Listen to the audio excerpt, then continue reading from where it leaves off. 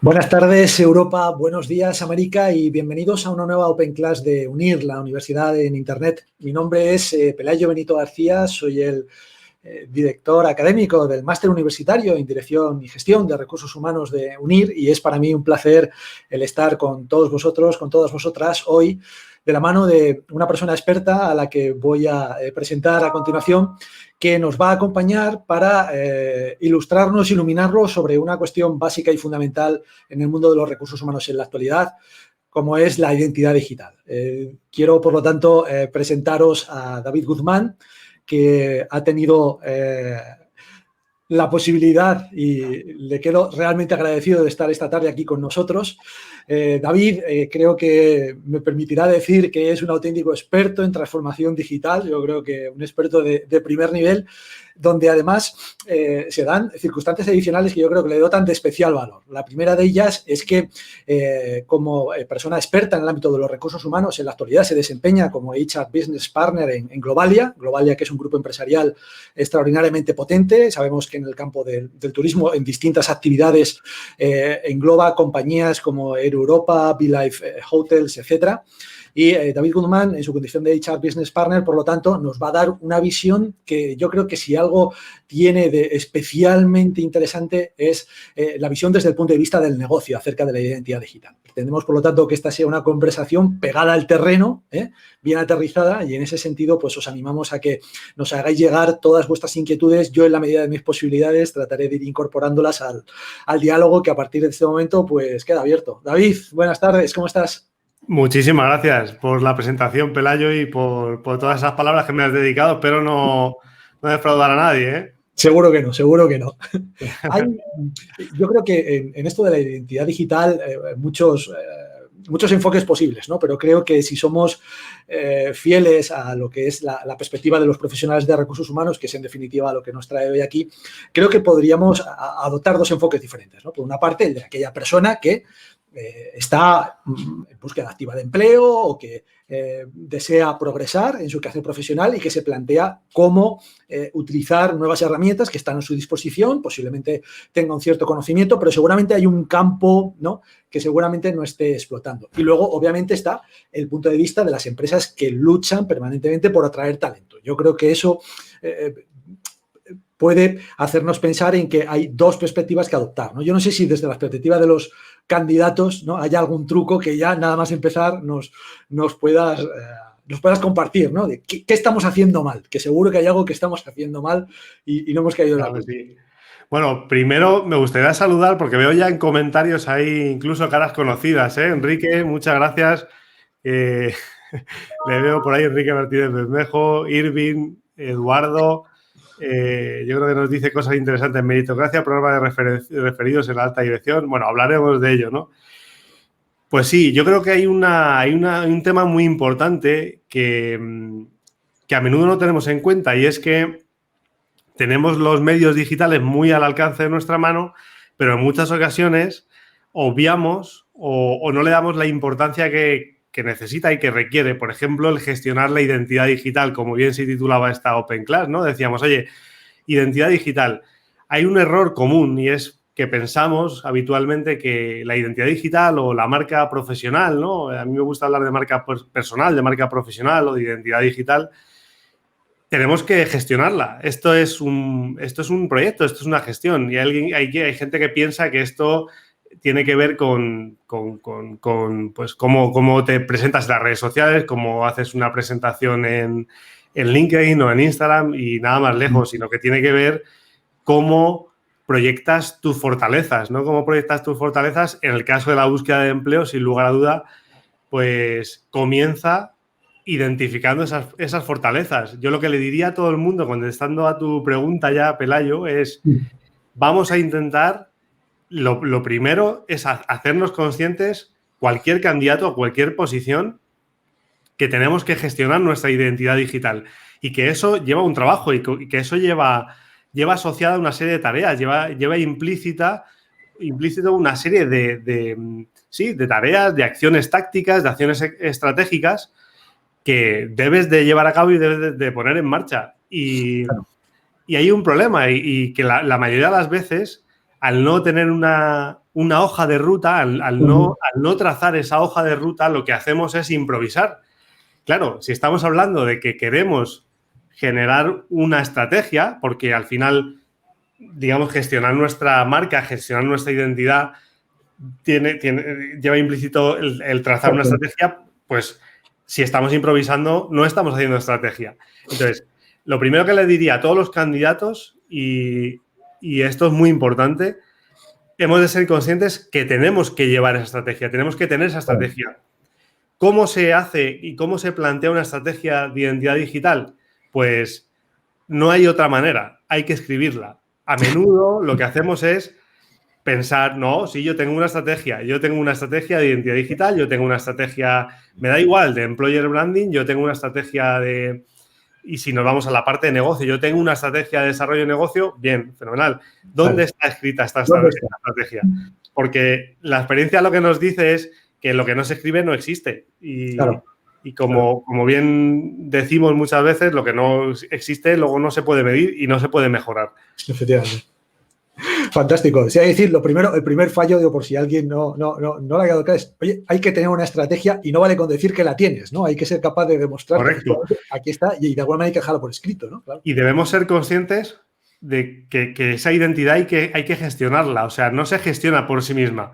Claro. La reputación online y la identidad digital no se gestiona por sí misma. Claro. Porque algunas personas pueden pensar, oye, yo no tengo una identidad digital. Bueno, tú no tienes una identidad digital, pero lo que sí tienes es tu propia marca, tu propia marca profesional. Y alguien puede estar pensando, no, es que mi marca profesional yo no la he trabajado. Bueno, que no la hayas trabajado no significa que no la tengas, que esto es muy importante, sobre todo de cara a los candidatos. Claro. Porque la marca profesional al final es una huella, es buscar tu propia esencia, lo que tú eres, lo que tú puedes transmitir, como os decía al inicio, tus fortalezas. Entonces, pensar que esa huella o que esa marca no se deja por no gestionarla es un error muy grande. Grandes directivos de este país, por ejemplo en España, y os puedo poner ejemplos concretos, están gestionando su identidad digital porque es necesario para que la compañía tenga una identidad digital mucho más potente. Y os estoy hablando de marcas muy reputadas, ¿no? Por ejemplo, os puedo poner un ejemplo práctico y cualquier director de recursos humanos que esté aquí y quiera hacer una propuesta de, oye, vamos a intentar que el CEO se implique en la estrategia de identidad digital, pues tenéis el ejemplo vivo de Antonio Huertas, que es el presidente de Mapfre, que, por cierto, os voy a contar un secreto, y es que no es un secreto, pero os voy a contar algo curioso, y es que Antonio Huertas fue becario en Mapfre. Antonio empezó como becario en Mapfre. Antonio Huertas tiene una presencia en LinkedIn brutal. Y es uno de los ejemplos de que esa identidad hay que trabajarla. Antonio Huertas tiene una huella, tiene una marca profesional muy potente detrás, pero si no se trabaja y si no se gestiona, claro, y si no se gestiona en base a una estrategia, pues el impacto que tendrá para la compañía será mucho menor, ¿no? Claro. Ahí nos lanzan alguna pregunta. María, por ejemplo, comentaba que puede ser habitual que no estemos aprovechando esas oportunidades, bien porque exista un gap por razón de edad o bien porque incluso no estemos siendo capaces de abordar esa gestión de manera profesionalizada. Y me refiero a nuestra propia identidad digital, a la que cada uno de nosotros tiene como su propia huella, como bien has dicho, ¿no? ¿Tú crees que ese factor edad o falta de ciertas competencias digitales puede suponer una cierta barrera de entrada, que de alguna manera estamos quizás perdiendo oportunidades, primero, si no somos conscientes de que tenemos que tener una estrategia clara y obviamente ha de quedar formalizada de alguna forma para poder gestionarla, pero que luego el segundo paso es, oye, hay ciertas herramientas que has de ser capaz de utilizar precisamente para poder primero mantener y luego potenciar esa imagen personal, ¿no? ¿Es posible que ahí haya un antes y un después, una brecha generacional o no tiene nada que ver y es simplemente una excusa para no lanzarse a este mundo? Pues fíjate, es contradictorio, porque realmente, como bien decía María, somos millennials, ¿no? En muchos de los casos somos millennials que tenemos, vamos, yo no soy millennial, ojalá, pero digo, el público objetivo suele ser millennial y pese a que están familiarizados con las herramientas, no gestionan esa identidad. Es un poco, es lo sorprendente realmente. Claro. Oye, puede haber un gap en las generaciones anteriores respecto de que, oye, puede dar respeto, puede generar un entorno de incertidumbre porque estoy gestionando algo que no he gestionado nunca. Pero lo sorprendente es que estamos viendo que en las generaciones más jóvenes tampoco se está gestionando esa identidad. Con lo cual, hay que ponerlo todo, digamos, hay que contemporizarlo, ¿no? Y lo que ocurre muchas ocasiones, y ahora me lo llevo al mundo corporativo, sobre todo, tenemos una responsabilidad porque tampoco damos el framework, ¿no? O sea, tampoco damos los mimbres para que las personas puedan gestionar esa identidad digital. Que, por otro lado, benefician al negocio, benefician a la compañía. O sea, ya no sabemos, ya no somos tan capaces de identificar cuando hay una persona que es un candidato o un potencial cliente. Imagínate, no sabemos ya, no sé quién puede ir a un hotel de Believe de Globalia como cliente y al día siguiente puede intentar inscribirse en una oferta de empleo porque se dedica al sector y puede dedicarse al sector. Entonces, esto es muy importante porque, digamos, todo el impacto que nosotros podemos estar generando lo estamos perdiendo. Con lo cual, primera conclusión, ¿es un tema de generaciones? Yo creo que no. Yo creo que es un tema de realmente de darle importancia y, sobre todo en las compañías, de darle un espacio. Necesitamos darle un espacio. ¿Esto significa trabajar solo desde recursos humanos? No, yo creo que no. Y ese es el reto que tenemos muchas de las personas que nos dedicamos también a recursos humanos. El intentar implicar a marketing, el intentar implicar a comunicación. ¿Me entendéis lo que quiero decir? Al final esto no puede ser una pieza aislada, sino que esto tiene que formar parte de un plan mucho más amplio y de un plan mucho más grande.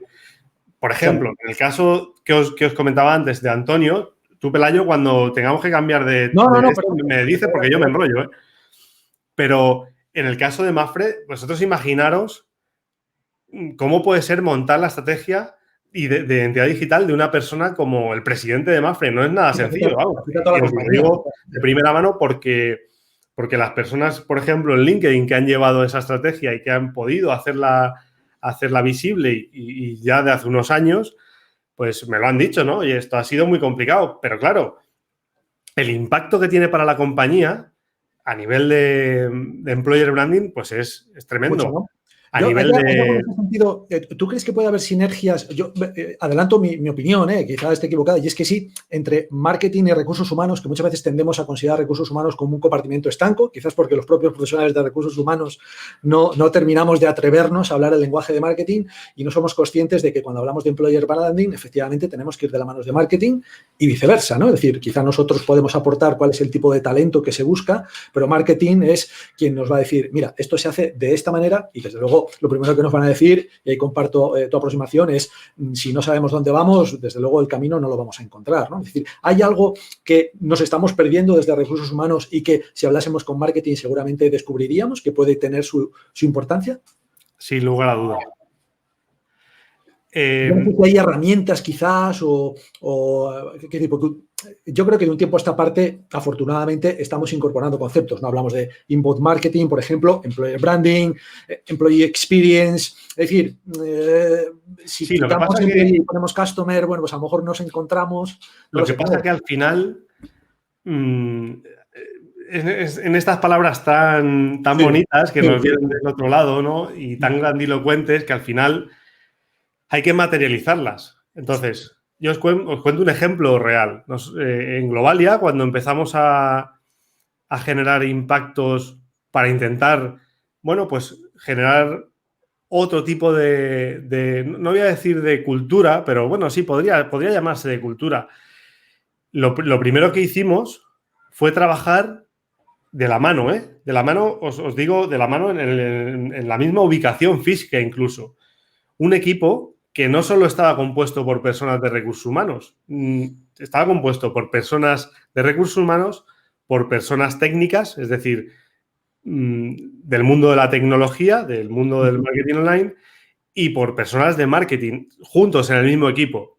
Eso es algo que sorprende mucho, pero si tú no consigues, digamos, desde el punto de vista de bajarlo a recursos, más que herramientas, son digamos, montar esto que también se dice mucho, ¿no? Estos equipos multidisciplinares. Bueno, sí. Pues eso tiene todo el sentido porque nosotros tenemos una perspectiva, pero la gente de marketing o la gente de comunicación tiene otra muy diferente a la nuestra. Claro. Y en esa sinergia es cuando se produce la magia, porque yo sé el lenguaje quizá interno de recursos humanos y sé el lenguaje que tengo que emplear en mi compañía, pero la persona de marketing sabe cuáles son los mensajes que tiene que enviar el negocio. Y es que no pueden estar separados. O sea, la conclusión es que bajo mi punto de vista, la conclusión es que si los separas, al final acaba no funcionando. Claro. Porque no estamos asumiendo el lenguaje de negocio. Claro. Y el lenguaje de negocio, ¿cómo se baja? ¿Cómo podemos llevarlo a la práctica? Pues sentándonos juntos a tener proyectos en común, a tener proyectos. Si tenemos un proyecto de reputación digital, si tenemos un proyecto de employer branding, no puede ser. Nosotros, por ejemplo, en el equipo de recursos humanos tenemos un periodista que se encarga de hacer todas las comunicaciones internas a todos los colaboradores de UNIR, de UNIR, de Globalia. Sí. Entonces, claro, aparentemente dices, bueno, un periodista, bueno, pero un periodista que no se dedica a recursos humanos en absoluto, no tiene idea, no le hables de qué es una evaluación de puestos, no le hables de qué, bueno, y si me voy a conceptos más actuales, por ejemplo, de qué es un ERTE o de qué cosas así más del día a día, ¿no? De hoy, pero no le hables de esto. En cambio, necesitamos que ese lenguaje que nosotros controlamos en recursos humanos seamos capaces de extenderlo. Y a partir de ahí hay un montón de herramientas. ¿Por qué no? Podemos montar, y yo lo he utilizado en muchas ocasiones, ¿no? Un Model Business Canvas. Si es que al final se trata de enfoque, se trata de darle un enfoque al departamento que no solo te lleve a hacer el BAU, ¿no? El business as usual, ¿no? Me meto en el día a día de pagar la nómina, de hacer prevención, de hacer formación, no. Sino que creo que ahí, y ya por redondear un poco la pregunta, si no te he contestado me lo dices, pero se trata de intercambiarnos el lenguaje, ¿no? Claro. Y cuando eso ocurre, tú te das cuenta que el de comunicación, que no tiene nada que ver con recursos humanos, y se expresa mejor que tú en muchas ocasiones. Y está hablando es experto en comunicación, ¿no? Tú le dices, oye, esto es lo que yo quiero comunicar y él te dice cómo, cuándo, a partir de qué canal, etcétera, ¿no? Correcto. En ese sentido de preguntas, claro, de algunas de las personas que nos están acompañando hoy, aprovecho para saludar a México, a Ecuador, a Colombia, porque nos están enviando saludos, los comparto públicamente, bienvenidos todos, que nos dicen, vale, oye, hemos hablado también de identidad digital de candidatos, ¿no? Oye, pero ¿qué le interesa a una empresa que está construyendo su marca empleadora, que está tratando de atraer ese talento, estableciendo sinergias con marketing y demás? ¿Qué le atrae, qué le interesa saber de ese posible candidato o candidata en redes sociales? ¿Solo aquello que tiene que ver con la actividad propia del negocio? ¿Le interesa saberlo todo? ¿Hay algún límite al respecto? ¿Cuál es tu experiencia en ese sentido? ¿Hay a partir de ahí algo que los candidatos puedan hacer? Entiendo que habrá, obviamente, que como candidato o candidata, pues conocer, ¿no? ¿Cuál es el fundamento de esa marca empleadora que está buscando talento, ¿no? Entre otras cosas, para saber si puede haber un encaje o no, ¿no? Pero bueno, ¿qué quieren saber las empresas de los candidatos?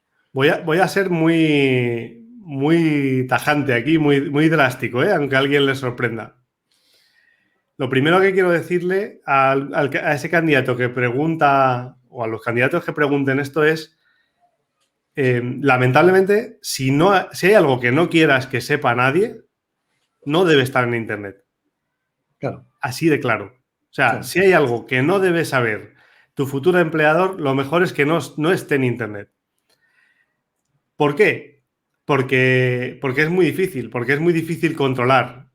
Claro. Es cierto, y yo soy un poco, tengo una visión diferente. Aquí los profesionales de recursos humanos te dirán que las empresas siempre miran y miramos la identidad digital de cada uno de los candidatos, etcétera. Bien, eso no es sencillo. O sea, eso en empresas, por ejemplo, imagínate como Globalia, que tiene más de 15.000 colaboradores y entran al cabo del año miles de personas, pues es muy complicado, ¿no? Ahora, es cierto que en determinadas posiciones, pues hay que tener cuidado. Por eso, la mejor de las precauciones es, ¿crees que esto no lo debe saber nadie nada más que tú y tu entorno de confianza?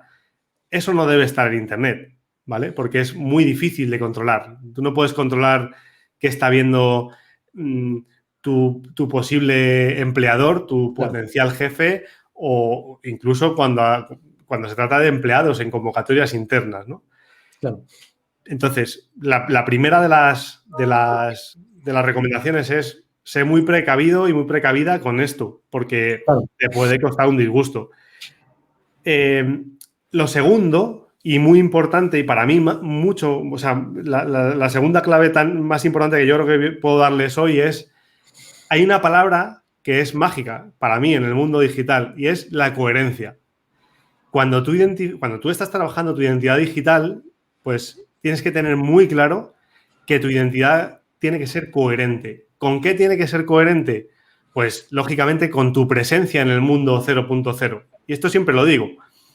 Si tú en el mundo 2.0, ¿no?, te muestras o intentas mostrar una identidad digital que no te corresponde, cuando vayas al 0.0, porque no nos equivoquemos. O sea, al final, las empresas contratamos a las personas una vez que las hemos conocido en persona. Claro. Sí, Estaría genial y todo este paradigma de teletrabajo nos ha hecho avanzar mucho, pero somos personas que actuamos y ejecutamos en el 0.0. El 2.0 ese es el canal, ¿eh? Ahí nos estamos conectando, ahí estamos, pero pasa exactamente para negocio, ¿eh? Yo que soy muy friki de los negocios digitales, me pasa exactamente lo mismo. Cuando me preguntan algo, digo, oye, ¿tú has conseguido algún cliente? Por hablaros del lenguaje de negocio, insisto en esto.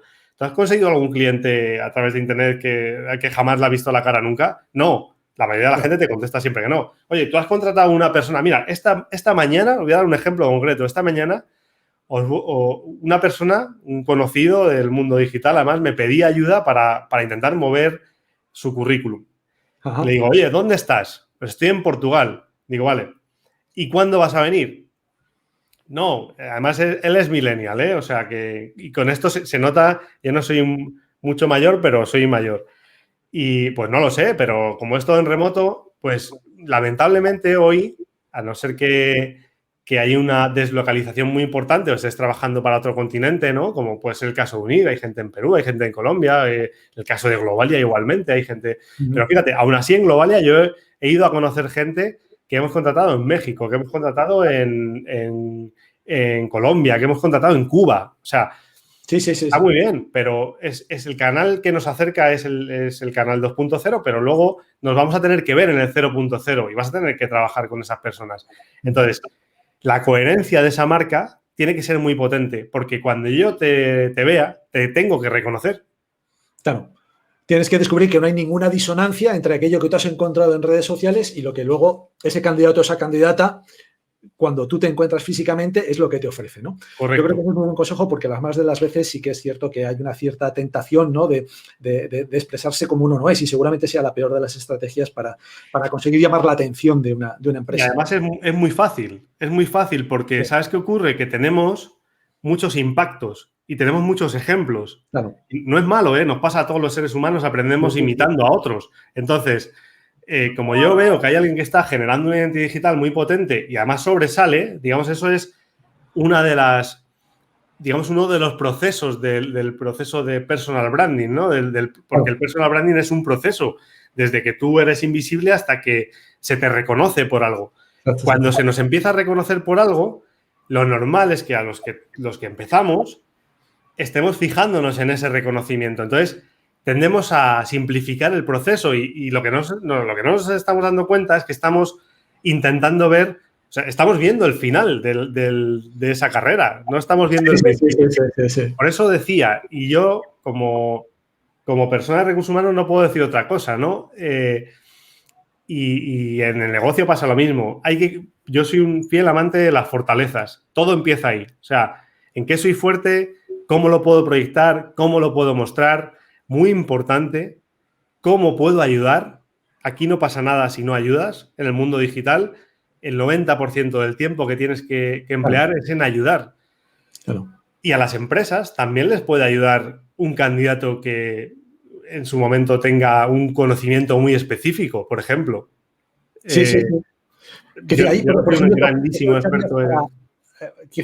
La diferenciación, por ejemplo, es decir, una estrategia de diferenciación es acaso la única que se puede plantear o puede haber otras aproximaciones. Que yo entiendo que al final, bueno, uno busca su personal branding, su marca personal, construirla, obviamente hacerse un lugar en el mundo, en este caso un lugar en el mundo digital, eso es extraordinariamente difícil, pero bueno, seguramente buscando cuáles son esas empresas que te están diciendo a su vez cuáles son sus valores, seguramente tú también como candidato o candidata puedes descartar aquellas en las que por distintas razones, no es ni bueno ni malo, pues Claro. quizá de inicio veas que no vas a encajar, pero al mismo tiempo tratas de no pasar desapercibido, ¿no? Y puede ser hasta cierto punto contradictorio, ¿no? ¿Cómo hago para diferenciarme sin, por otro lado, parecer un outsider, ¿no? Alguien que va por libre y que no va a encajar en ninguna compañía porque es tan diferente, tan distinto, ¿no? Que nadie se la va a jugar, ¿no? No sé, eso parece muy complicado, ¿no? Buscar el equilibrio perfecto. Fíjate, en LinkedIn, os voy a hablar ya de una herramienta concreta por hablar de una de ellas. En LinkedIn hay 750 millones de usuarios.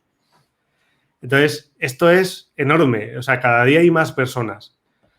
Hay veces que cuando uno intenta diferenciarse de una manera totalmente radical, por así decirlo, como tú decías hace un momento, es muy arriesgado porque además es muy difícil. Es muy difícil. Entonces, a veces lo que funciona es, oye, voy a hacer una diferenciación, pero voy a diferenciarme con un enfoque diferente. ¿Por qué? Porque hay personas, ¿cuántas personas hay hablando de transformación digital? ¿Vale? Yo, por ejemplo, cuando hablo de LinkedIn en otros foros, en otras conferencias, yo me intento diferenciar porque digo, oye, hay otras personas que hablan de LinkedIn, pero yo en su momento hice una diferenciación por enfoque. Es decir, las personas en LinkedIn hablan de con cuántas personas puedes conectar, con cuántas personas, con cuántos posibles candidatos o cuántos posibles clientes puedes conseguir. Claro. Bueno, yo cogí ese enfoque y dije, no, voy a llevármelo a un enfoque mucho más personal. Entonces, en muchas ocasiones hablo de social selling. ¿Qué es el social selling? Pues es una comunicación uno a uno, no uno a muchos. Esa pequeña diferenciación o sea, ese pequeño enfoque, que no es ni más ni menos que un enfoque, me da una diferenciación. Obviamente, cuando te diferencias por algo, siempre da cierto miedo porque estás dejando opciones. Pero eso es algo normal. Estás especializándote en un enfoque y ese enfoque puede conllevar ciertos riesgos. Y es decir, oye, pues en el caso que os estaba poniendo ahora, yo, o por poneros un ejemplo más del mundo del talento, ¿no? Si yo soy un headhunter, imagínate, y me quiero especializar en talento digital, pues voy a adaptar mi comunicación a ese lenguaje, de ese nicho de mercado, ¿no? De ese porcentaje de personas que tienen talento digital y me los quiero traer a mi compañía. Claro, hay personas a lo mejor del mundo de sistemas o del mundo de la tecnología que no están especializadas en mundo digital que no van a escuchar tu enfoque. Pero claro, por eso es una estrategia, porque lo que nos interesa es que ese porcentaje de la tarta sí que nos escuche. Y mientras me escuchen ellos, para mí es genial. Perfecto. En ese sentido, yo creo que es una idea muy interesante y conviene resaltarla, la que nos ofreces, en el sentido de que hay que disponer de una estrategia y hay que gestionar esa estrategia y cómo se alcanzan esos objetivos. No sé si es muy osado o no, pero todos sabemos que cuando tratamos de medir el éxito de nuestra estrategia, recurrimos a métricas, ¿no? Indicadores. Seguramente esto, desde el punto de vista de las empresas, esté más trabajado. Quizás cualquiera con un cierto desarrollo o recorrido profesional puede mencionar qué métricas pueden ser más relevantes para su negocio, ¿no? Pero desde el punto de vista de un candidato, de una candidata, ¿es posible también plantearse ese enfoque profesional? Es decir, oye, ¿qué métricas debo utilizar? No solo a partir de qué estrategia, por supuesto, sin eso no hay nada, ¿no? Pero podríamos dar incluso el paso de plantearnos, oye, ¿qué métricas manejo para conocer cuál es el impacto de mi identidad digital como posible talento reclutable en la red? Claro que sí. En ese momento, ¿sí? Sí, por supuesto que sí. Fíjate, tenemos al alcance y creo que estamos además en directo en LinkedIn. Sí. No es por excederme hablando de LinkedIn, pero es que os voy a poner el ejemplo de LinkedIn, pero puede ser en cualquier otro entorno, en otra red. Puede ser en Twitter o puede ser en cualquier... claro, hay redes que son del entorno más personal. Claro. Entonces, quizá tienen menos sentido, pero fíjate, yo en LinkedIn puedo medir cuántas personas han visto mi perfil. Y cada 90 días puedo tener una métrica. Hay herramientas que además herramientas que son de muy bajo coste, que me permiten ampliar la analítica que me da LinkedIn de manera básica. Porque LinkedIn lo que te dice es, oye, ¿cuántas personas han visto tu perfil? ¿Cuántas personas han visto tu contenido? ¿Cuántas personas lo han compartido? Pero bueno, fíjate, te acabo de dar 3 métricas importantes. Sí, sí. ¿Qué es lo que hago yo? Pues que si en base a esa estrategia empiezo a descubrir que hay personas que visitan mi perfil nuevas y ese tipo de perfil es el que tiene las características de la empresa a la que a mí me interesa, pues ya es una métrica de la que puedo extraer un primer dato y luego ir mejorando. En función de cómo vaya pivotando yo la estrategia, iré mejorándolo, ¿no? Sí. Por ejemplo, claro, aquí hay que romper un poco con el antiguo paradigma de la búsqueda de empleo, ¿no? Yo voy a buscar empleo y entonces tengo la sensación de que me inscribo en una oferta de empleo y, claro, ahí hay muchas personas concurriendo y hay mucha competencia. En cambio, si genero una estrategia diferente, como puede ser de diferenciación en LinkedIn, por ejemplo, puedo estar atrayendo headhunter, puedo estar atrayendo reclutadores, puedo estar atrayendo a técnicos de selección y eso lo puedo medir perfectamente. Sí. Si genero una estrategia de contenido alrededor de mis fortalezas, pues hay muchos ejemplos en LinkedIn. O sea, hoy en día pues hay fotógrafos enseñando sus artes finales de las fotografías que hacen en el entorno profesional. Hay un montón de ejemplos. Que por otro lado, os voy a decir, fijaros, en LinkedIn os decía y os adelantaba antes, hay 750 millones de personas, pero solo el 1% del total está generando contenido de manera recurrente en LinkedIn. Con lo cual, fijaros el potencial que tenemos las personas que todavía no se han lanzado a hacerlo, ¿vale? Yo recuerdo un ejemplo muy paradigmático, que es la antigua directora general de Yahoo, ahora mismo no recuerdo su nombre, diseñó un currículum muy visual, muy vistoso, y lo compartió en LinkedIn. A partir de ese momento, no sabéis cuántos miles de millones de currículums empezaron a compartir en LinkedIn, en el feed de LinkedIn, ¿vale? Sí. Cuando uno consigue con cierta creatividad poder enseñar las cosas de una manera diferente, pues como también podemos medir el impacto de nuestro contenido en LinkedIn, pues vamos a ver, no solo el impacto, sino si son las personas, en este caso reclutadores, headhunters, las que nos están viendo y no solo cuántas nos están viendo, sino de qué empresa nos están viendo. Con lo cual, yo creo que no tenemos un problema de datos, no tenemos un problema de no sé medir. Yo creo que el problema está en poner esos pilares y a partir de ahí empezar a crecer. Hablamos de los candidatos, claro. Eso entiendo que también hace que los propios departamentos, y nos comentabas alguna cosa al respecto anteriormente, también evolucionen, ¿no? Es decir, ese departamento de recursos humanos tradicional o clásico ya no tiene encaje y con estas nuevas reglas de juego tiene dos opciones, ¿no? Que adaptarse o morir, ¿no? ¿Hay también algo que estemos dejando de hacer? Aparte de, bueno, pues no contar con nuestros compañeros de marketing, no disponer de una estrategia, improvisar, no medir. Seguramente hay algo que no estamos haciendo bien, ¿no? Pues fíjate, hay una cosa muy importante que dejamos de hacer y es, y yo creo que es lo más importante porque aquí estamos hablando de conversaciones. Fíjate, estamos diciendo que queremos hablar con candidatos, queremos atraer cada vez a más candidatos de mayor talento y de más valor.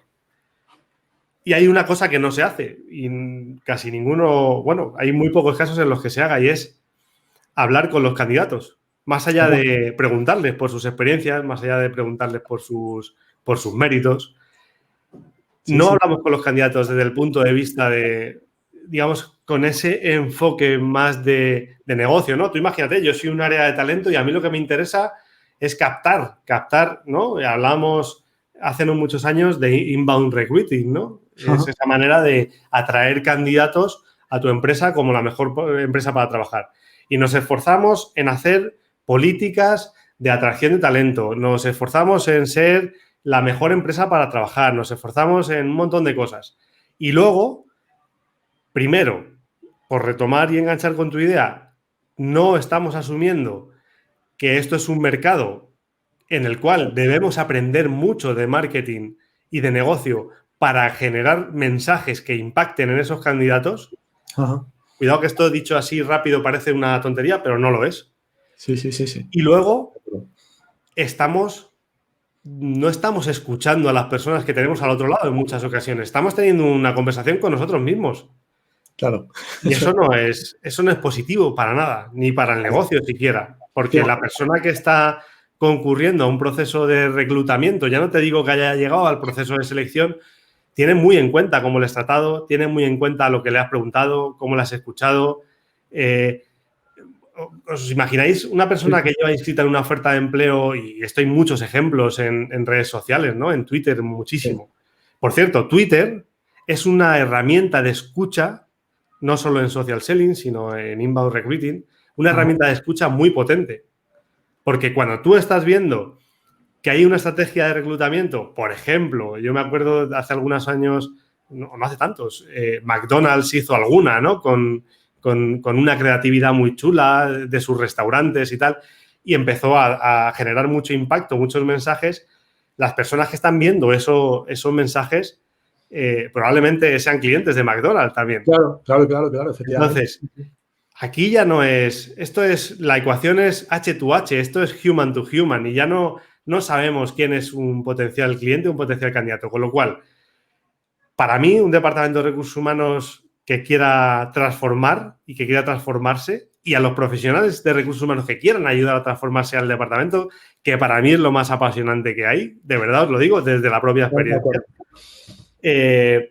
tiene que adoptar esa visión y tiene que saber que tiene que hablar con personas de marketing, que tiene que interiorizar ese lenguaje y sobre todo pues que tiene que hablar tiene que iniciar esa conversación, ¿vale? Yo tengo un proyecto personal que se llama Sinapsis Activa, no es por hacer speech, ni mucho menos, nada, ni por hacer cuña, pero es que la sinapsis es la conexión, ¿no? Es como se conectan dos neuronas para que pasen cosas. Bueno, pues se tienen que generar esas conexiones. Pero si te das cuenta, no estoy diciendo, Pelayo, nada nuevo. Es que eso ocurre siempre. Si no hay conexión, no hay conversación. No hay conversación, efectivamente.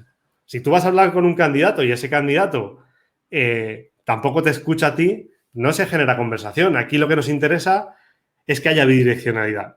Y para eso, y otro error muy importante, tendemos a concentrarnos en la tecnología.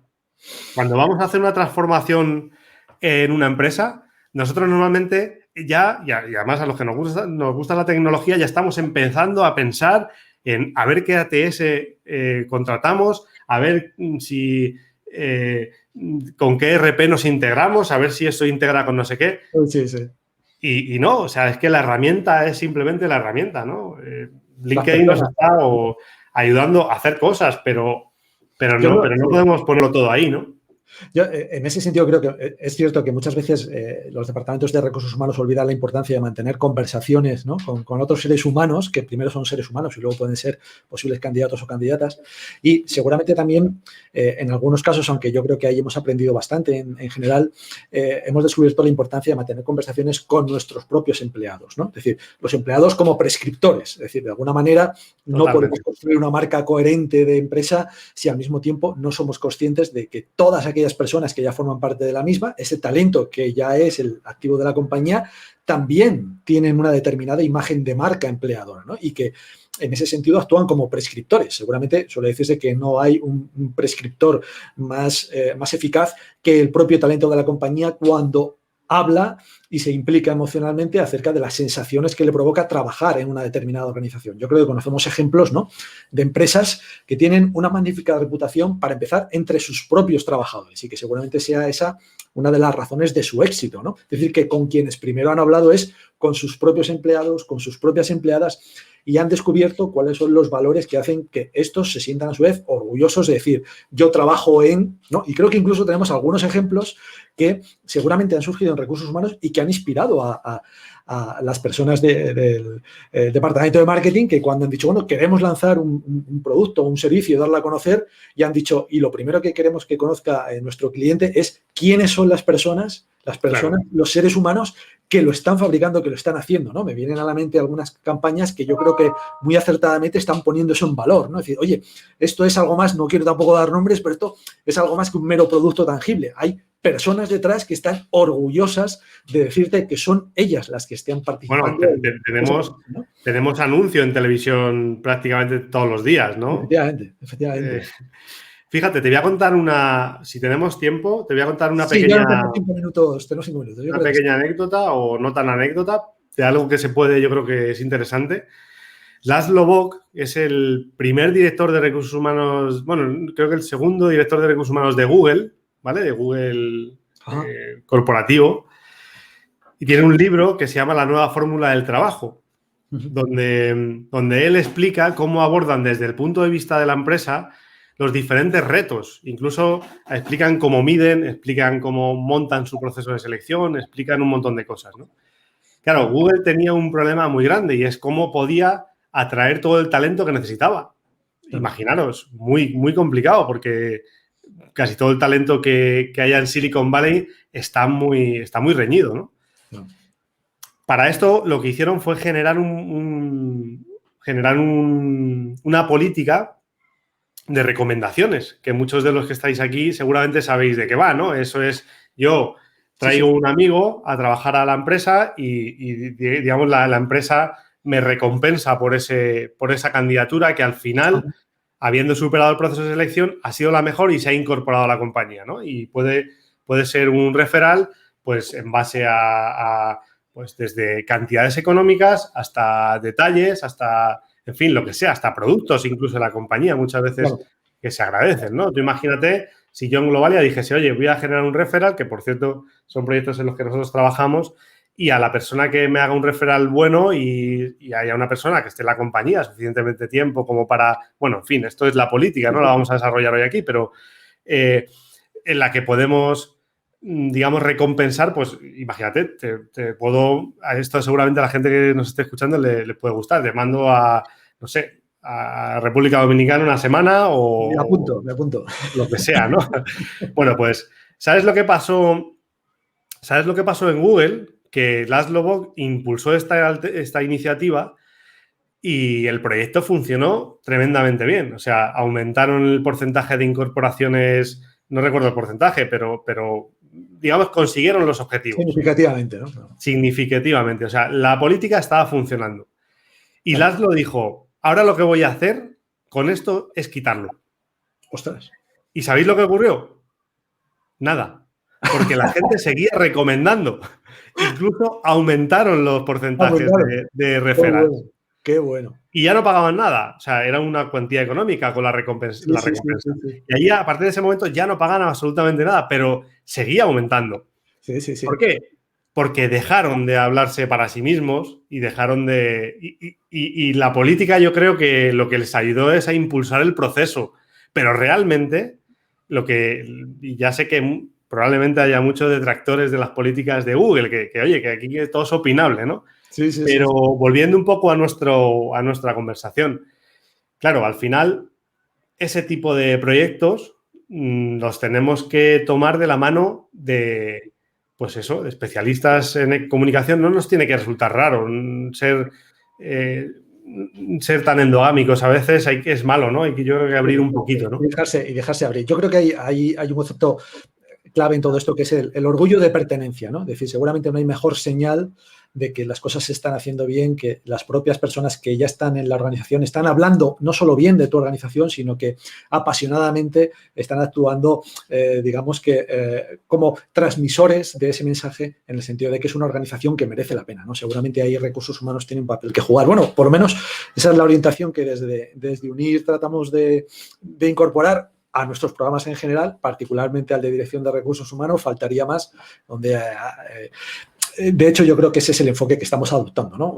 Más transversal, más holístico, si se me permite la palabreja, ¿no? Claro. Y haciendo que recursos humanos evolucione y salga de esa particular zona de confort, porque no hay mejor manera de tratar de propiciar el cambio que predicando con el ejemplo, ¿no? Y ¿Tú sabes lo que les recomiendo yo a muchos de mis compañeros? ¿El qué? Que no vayan a foros de recursos humanos. que vayan a foros y a charlas de marketing. En general, marketing. Claro, tú te puedes imaginar, yo soy un poco un bicho raro y no me importa decirlo y reconocerlo públicamente, ¿no? En un equipo de recursos humanos hay un friki que habla mucho de LinkedIn y de no sé qué. Bueno, yo les recomiendo a ellos. ¿Por qué? Porque ahí cuando sales de ese entorno es cuando tú tienes capacidad de ir a tu organización y decir, oye, yo sé que por aquí se puede innovar. Claro. Y está genial que vayas a los foros de recursos humanos habituales, porque además está muy bien y hay muchas empresas que están haciendo cosas muy bien. Pero creo que salir de ahí beneficia mucho a la empresa, fíjate. Merece la pena, efectivamente. Bueno, se nos va acabando el tiempo, vamos a ir cerrando la sesión. Yo quiero agradecer a todas las personas que han ido incorporándose. Hemos mencionado unas cuantas ubicaciones. No he citado expresamente Brasil, Argentina, Italia. Creo que si algo demuestra el potencial de las redes sociales es precisamente una sesión como esta, que nos permite a todos conectar y compartir una conversación realmente agradabilísima. Quiero, David, agradecerte el nombre de UNIR, por supuesto, y también agradeceros a todos quienes habéis compartido con nosotros estos minutos y esperemos que, bueno, os haya resultado de inspiración tanto en vuestro quehacer profesional como también, ¿por qué no?, cuando os planteéis retos educativos para conocer por lo menos cuáles son las grandes tendencias en el ámbito de los recursos humanos. David, un placer escucharte, conocerte y que nos hayas desvelado un montón de claves acerca de todo aquello que no estamos haciendo bien y que deberíamos ser capaces de hacer. Muchísimas gracias a todos. Un placer y, lo dicho, buenas tardes. Muchísimas gracias a vosotros. Buenas tardes, Europa. Buenos días, América. Un saludo para todos, muy cordial. Muchísimas gracias.